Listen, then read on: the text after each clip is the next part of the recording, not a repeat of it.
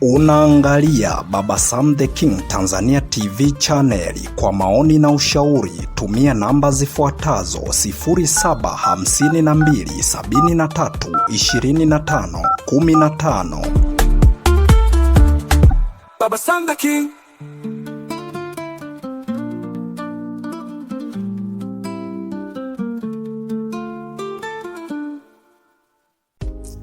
Ahlan wa sahlan wa marhaban bikum, mpenzi msikilizaji wa simulizi za sauti. Karibu katika simulizi zetu za sauti ambazo umezoea kuzipata hapa, na hii simulizi si nyingine, ni simulizi yako pendwa kabisa ambayo inaitwa Dada wa Kazi na Bosi sehemu ya 20.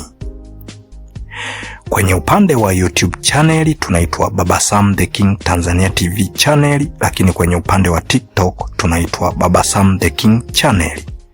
Kwenye upande wa YouTube channel tunachokuomba subscribe, lakini kwenye upande wa akaunti ya TikTok tunachokuomba follow. Lakini kwenye mitandao yote tunachokuomba like, share, comment ili tuweze kupata mchango wa mawazo yako.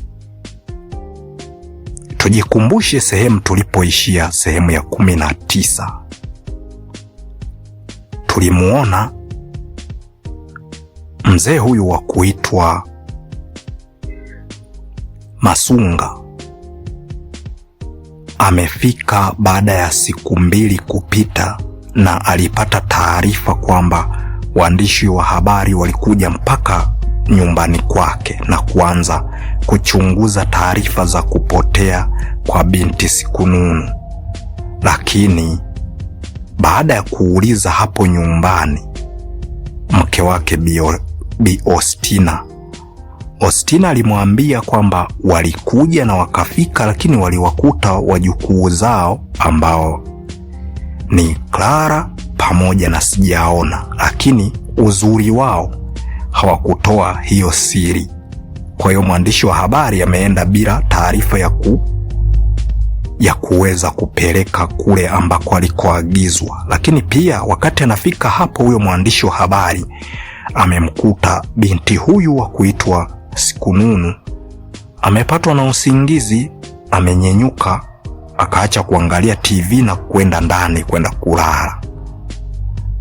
Lakini tunaona kwa mzee Fares siku zinazidi kuisha, anazidi kutetemeka tu kila wakati, jasho jembamba halimkatiki, mawazo kama yote. Lakini pia tumemuona Bi Getruda ameanza kuwa na wasiwasi na mume wake, haoni akirudi nyumbani Mlengerani kijijini. Amenogewa maisha ya mjini au ndio maana kaamua kwenda kununua vocha na kuanza kumpigia aweze kujua, je, binti yao Sikununu yuko sehemu salama au kuna kibaya ambacho kimemkuta. Lakini mzee Bareke akamwambia yuko sehemu salama na uchunguzi unaendelea, kuna sehemu ambapo walimuokota huyo binti, kwa hiyo wanaishi naye. Sasa uchunguzi ukikamilika, basi watajua ni wapi ambapo alipo.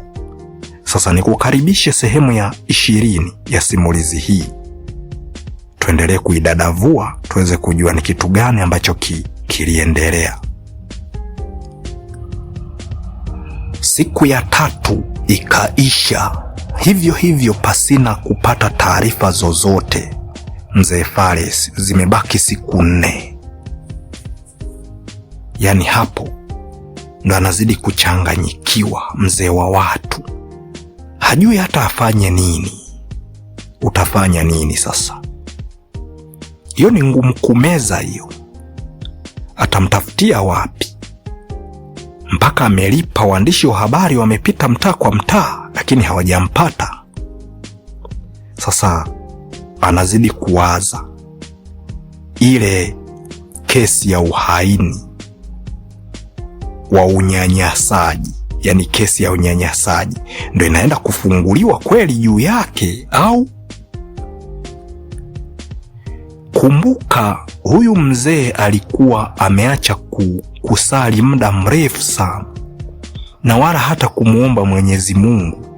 Alikuwa akimuomba Mwenyezi Mungu ili aweze kumsaidia mali zake zisiweze kunyang'anywa na wanyang'anyi, lakini alikuwa hajawahi kwenda kanisani kujihusisha na masuala ya kusali. Alikuwa ni mtu ambaye akionana na watu ambao ni ombaomba wanapita mtaani au watu wenye ulemavu alikuwa na sonya. Lakini kwa hapo aisee, hiyo kesi imemshika pabaya kweli kweli. Alijishtukia anaanza kuchukua Biblia sehemu zilipo na kuanza kusoma maandiko mbalimbali, na akaanza kwenda kuhudhuria vipindi vya kanisani. Akawa naenda kufanya maombi kanisani. Siku 4 hizo akaamua azitumie kufunga na kuomba ili Mwenyezi Mungu aweze kumsaidia aweze kumpata huyo binti. Hicho ndicho kilichotokea, kwa sababu hana sehemu yoyote ya kuweza kumpata huyo binti. Sasa hicho kimeshakuwa kimbembe, anampata wapi? Sasa msikilizaji wangu, kama unavyojua sisi binadamu bwana, kuna wakati huwa tunajisahau hata kumkumbuka Mungu. Lakini siku zote wahenga walisema maji yakimfika mtu shingoni ndipo hukumbuka dua. Sasa ndo kama hayo, amemkumbuka Mungu kwenye shida, lakini kwa hali ya kawaida alikuwa sio mtu wa kusali wala sio mtu wa kufuatilia masuala ya maombi wala chochote kile. Yaani humo ndani aliamrisha wale wanaoishi humo ndani, maana yake wafate misingi ya kidini. Humo ndani redio ambayo aliyokuwa anaisikiliza alikuwa anaweka kwenye vyombo vya habari ambavyo vinamtangaza Mwenyezi Mungu. Yaani ana uwezo wa kutoa kwenye chombo cha habari ambacho kinatangaza na kueneza Ukristo, akaweka kwenye chombo cha habari ambacho kinatangaza na kueneza Uislamu. Yaani alikuwa anazunguka kwenye redio hizo za aina mbili, Uislamu na Ukristo, hapo pote akiwa anaendelea kumuomba Mwenyezi Mungu ili aweze kumpata huyo binti. Vinginevyo kesi ya unyanyasaji wa wasichana itaenda kufunguliwa. Tukirudi katika upande wa pili, binti huyu wa kuitwa Sikununu alijaribu kuwahoji hawa mabinti wenzake, na hasa sijaona alikuwa ni binti ambaye ametokea kuelewana naye sana, na anajua kabisa kwamba huyo binti anaelewana vizuri kabisa na urafiki na zatiti. Kwa hiyo alianza kumwambia na kumhoji, je, anapoendelea kuishi humo ndani hakuna kitu chochote labda mzee Masunga amekisema kuhusiana na yeye, yani kuhusiana na binti huyo Sikununu? Ndo anahoji sasa. Sikununu anajaribu kumhoji sijaona, ili aweze kupata ukweli ndani yake. Je, hivyo vyakula anavyokula, kuvaa vizuri kama mtoto wa mjini, yani kama jinsi walivyo hawa kina Clara pamoja na sijaona, yani hajamtenga kwa chochote, tena yupo hata zaidi hawa wajukuu wake. Hivi namna anavyomjali kuliko hata wajukuu, hapo kuna nini? Kuna wema kweli? Hakuna kibaya kinachoenda kumkuta? Angalau wajaribu kumwambia kimya kimya, kwa sababu yeye ni shoga yake. Angalau wajaribu hata kutoroka aende hata sehemu nyingine.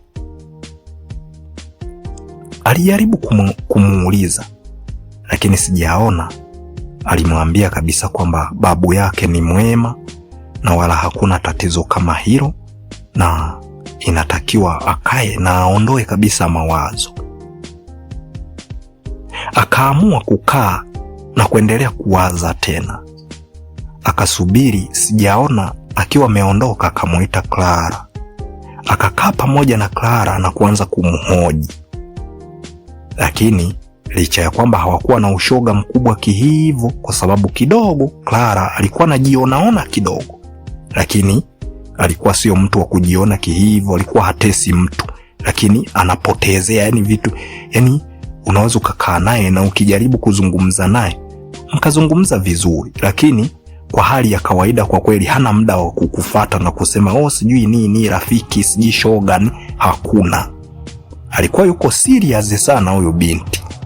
Lakini ingawa alikuwa hafanyi ubaya, lakini alikuwa ni mtu asiyejali, yani kujisogeza sogeza, rafiki sijui nini. Hata kama ungekutana naye mtaani, alikuwa kidogo ni mtu ambaye yuko serious, yani hataki mambo ya matani. Ingawa ukimtania na yana kutania na mnachekeshana kweli, lakini hawezi kuja kukuanza. Muda wote amekaa serious. Lakini aliamua kumuita na kujaribu kumuuliza kama endapo kuna kitu chochote anachokijua kinachoendelea. Lakini Clara alimsisitizia huyu binti wa kwetu Sikununu akae tu, atulie, hakuna chochote, na wala mzee Masunga hana ubaya. Hakuishia hapo. Sikununu huyu alisubiri mpaka alipokuja Bi Ostina. Wakati wajukuu zake wanaendelea na shughuli za jikoni na vitu kama hivyo, yeye akiwa amekaa naye wanatazama TV, akajaribu kumdodosa na kumwambia kwamba ni kweli yale aliyoyasimulia walimuonea sana huruma na wakawaza aendelee kuishi katika hiyo nyumba. Lakini je, hivi ni kweli wana wema kiasi hicho? Sio kwamba mbeleni watakuja kudaiwa wazazi wake na Sikununu walipie hizo siku ambazo amekaa humo ndani, walipie vitu vyote ambavyo ameshawahi kuvitumia humo ndani. Lakini Ostina alicheka sana na kumuondoa wasiwasi, akamwambia ajione na yeye ni kama mjukuu wake, wala hamna chochote kibaya kinachotokea na wala hamna tatizo la aina yeyote. Yeye aendelee kujiamini kama yuko kwenye mikono salama na yuko kwa wazazi wake. Kwa hiyo ajione ni kama yupo kwa wazazi wa wazazi wake, ajione yuko kama kwa babu yake na bibi yake, kizaa baba au kizaa mama, asione kama kuna utofauti kabisa. Basi kutokana na mambo kama hayo, aliamua kweli kuachana kabisa na mawazo na yakaisha kabisa. Siku ya 4 ikapinduka. Mzee Faresi haoni chochote, zimebaki siku 3. Aisee, mzee huyo alianza kulia bwana. Ushawahi kuona mtu mzima kilia? Sasa hizo siku 3 ni za kilio na maombolezo. Anajiuliza ile kesi ndo inaenda kumwangukia kweli? Mbona siku zinazidi kuisha lakini hamna chochote? Tobias Mavugwe yeye akaendelea kabisa kupiga misele humo mjini. Hana muda kabisa na kufuatilia chochote kile. Si wanajua tayari wameshampa kazi ya kufuatilia yule aliyemfukuza. Kwa hiyo wanaendelea kula bata mjini. Muda mwingine anakuja na bajaji akiwa pamoja na rafiki yake mwendesha bajaji ambaye wamesoma pamoja. Huyu kijana Tobias Mavugwe wanamchukua pale mzee Bareke, wanampeleka kwenye vijiwe vya kahawa, tangawizi, anaenda kupiga stori na wazee wenzake huko wa humo mjini. Wakaanza kula bata of course. Hawana hata shida. Mwenye kimbembe ni Faresi tu. Sasa hizo siku 3 zimekuwa ni za kilio. siku ya 4 imepinduka, hamna chochote. Kwa hiyo zimebaki siku 3. Afanyeje mpaka aweze kumpata huyo binti? Yaani Biblia na yeye, maombi na yeye, redio ni vituo vya dini tu ndo vinavyosikilizwa humo ndani. Hataki kabisa kufanya makosa kuweka, yaani hata milio ya kuitia kwenye simu yake alikuwa ameweka miziki ya zamani ya kina Yondo Sister, lakini alibadilisha kuendelea kusikiliza tena miziki ile ya kizamani, akaweka nyimbo ambazo zinaonyesha huzuni, tena za kwaya zile za kusikitisha. Mungu nisaidie, niokoe kwenye janga, mimi ni mwenye kuteseka, lakini sijui mwenye mateso siku zote, sijui Bwana Yesu humuona. Yani nyimbo kama hizo, yani za kutia faraja, za kujiona kama ameteseka. Yani mpaka kwenye upande wa message ya simu yake akabadilisha na akaweka za namna hiyo. Mzee ndani ya siku hizo chache, mpaka kitambi kilishuka kikaisha kabisa, alianza kukonda na kuanza kuwa misi, hali ya kwamba alikuwa ni mzee mnene kweli kweli na mwenye kitambi. Amini usiamini, binadamu unapokutwa na majanga na unapoambiwa kabisa janga litakuja kutokea muda sio mrefu, aisee, mawazo unayoanza kuwa nayo ni hatari. Ndo kama mzee huyu. Siku zilizidi kusonga pasina mafanikio ya kumpata huyo binti. Zikapinduka siku 2 mbele, hamna chochote. Imebaki siku hii moja. Mzee Fares kila wakati ambapo siku zilipokuwa zikizidi kupinduka, yani hataki kabisa hata kumuona mke wake. Yani yeye mke wake awe ni Mungu, kila kitu Mungu. Hataki kabisa, yani hata mtu yoyote yule kimpigia simu na kumwambia mzee, huku kwenye duka kuna vitu ambavyo vimepungua, yule kijana wake aliyemweka kwa ajili ya kumuuzia duka anamwambia, wewe kijana, mimi niko na Mungu, naomba uniache kwanza. Jana ameshachanganyikiwa, anakaribia hadi kuwa chizi kutokana na mawazo. Anawaza huyo binti atampata wapi? Hali ya mzee Fares, namna jinsi ambavyo alivyokuwa kiona Zatiti, alikuwa kicheka mwenyewe kimoyomoyo, na Zatiti huyu alianza kuwaza kimoyomoyo huku akijisemea,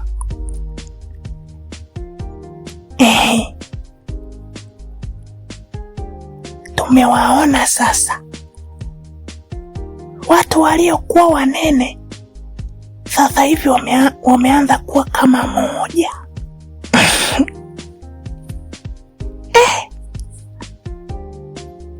Mtu amekonda amekuwa kama moja.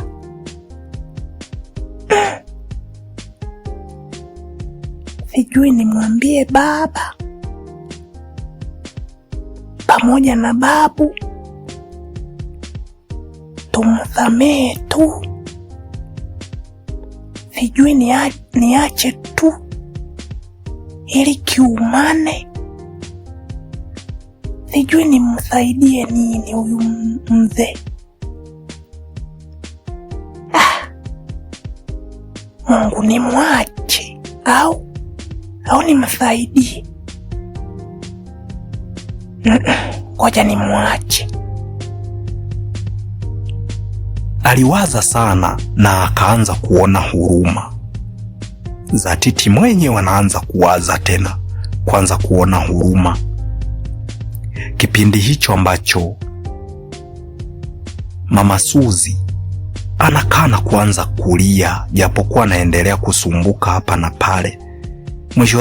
Mwisho wa siku Zatiti akaona asiendelee kula chakula cha watu ambao waliohuzunika. Alianza mwenyewe kwanza kulainika. Muda mwingine akitaka kupika anamwambia nipishe nipike, anapika yeye mwenyewe Zatiti kwa huruma. Yaani wameshakonda mawazo walionayo. Muda mwingine anaingia Mzee Fares na mke wake ndani, wataimba nyimbo za kuabudu humo ndani na kuanza kulia, na mtoto akihanikiza vile vile kulia. Kazi huko zipo kibao nje hazijafanywa. Muda wa mwingine Zatiti alikuwa akizifanya ndani ya siku hizi 3 za moto zilizokuwa zimebaki. Sasa zote 2 zimepinduka, imebaki moja. Hapo ndipo ambapo Mama Suzi hakuweza tena kupika humo ndani. Waliacha kabisa kupika na wakasema wamefunga maombi. Na kweli ndani ya hiyo siku ambayo ni ya 6 sasa, bado ipinduke tu ije siku ya 7, alafu ikiingia tu siku ya 8 kesi ifunguliwe. Hapo ndipo ambapo ndani ya siku ya 6 hiyo, yani Zatiti ndo alizidisha kabisa huruma yake na kuendelea kuwasaidia hawa wazee. Akaanza kufanya kazi kama awali, lakini kumbuka hiyo kazi aliyokuwa akiifanya sio kwamba eti ina malipo. Aliwaambia kabisa, yani kila anachotaka kushika Mama Suzi akiwa anaendelea kulia na mtoto anamsumbua, Zatiti anakataa, anamwambia mwachie akifanye hicho kitu.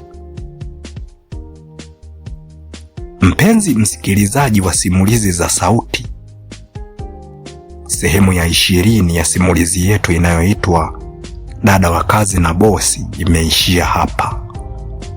Kwenye upande wa YouTube channel tunaitwa Baba Sam The King Tanzania TV channel, lakini kwenye upande wa TikTok tunaitwa Baba Sam The King channel. Kwenye upande wa YouTube channel tunachokuomba subscribe, lakini kwenye upande wa akaunti ya TikTok tunakuomba follow. Lakini kwenye mitandao yote hii ya kijamii tunachokuomba like, share, comment ili tuweze kupata mchango wa mawazo yako. Mpenzi msikilizaji, siku zimepinduka. Hiyo ni siku ya 6 sasa. Imebaki hiyo moja mkononi mwa Mzee Fares. Watu wanakula bata. Mzee Bareke na wazee wenzake wanaendelea kupiga mastori hapa na pale kwenye vijiwe vya kahawa na tangawizi. Na huku Mzee Fares na mke wake wamekonda kweli kweli. Ndani ya siku hizo kadhaa wamekuwa wakisumbuka hapa na pale mpaka wameamua kabisa kuacha na kupika, kwamba wamefunga maombi. Zatiti ameanza kuwa na huruma kweli kweli. Mwisho wa siku anaanza kuwasaidia hawa mabosi zake kufanya shughuli mbalimbali za hapo nyumbani. Je, hiki kitendo Tobias Mavugwe akikiona, hali ya kwamba alikuwa anajua kwamba Zatiti aliweka mgomo, sasa ameanza kufanya kazi, unafikiria Tobias Mavugwe atakubaliana na hiki Zatiti anachokifanya? Hataweza kumsema kwa lolote? Na vipi kuhusiana na siku hiyo iliyobaki? Wamefunga maombi kuanzia siku ya 6, huenda wanaweza wakaenda mpaka siku ya 7 ambayo ni ya mwisho. Je, ni kweli Mungu atawajibu maombi? Watampata huyo siku nunu? Au ni kitu gani ambacho kitakachoendelea? Mimi nakusisitiza uwe kama mfuniko. Funika kabisa kwenye chupa. Usitoke kando ya mitandao yako hii. Endelea kuifuatilia hii simulizi mpaka mwisho uweze kujua ni kitu gani ambacho kilitokea. Mimi ni Hasdi02 Baba Sam The King, ni kuage niseme kwa heri mpaka sehemu ijayo. Alamsiki.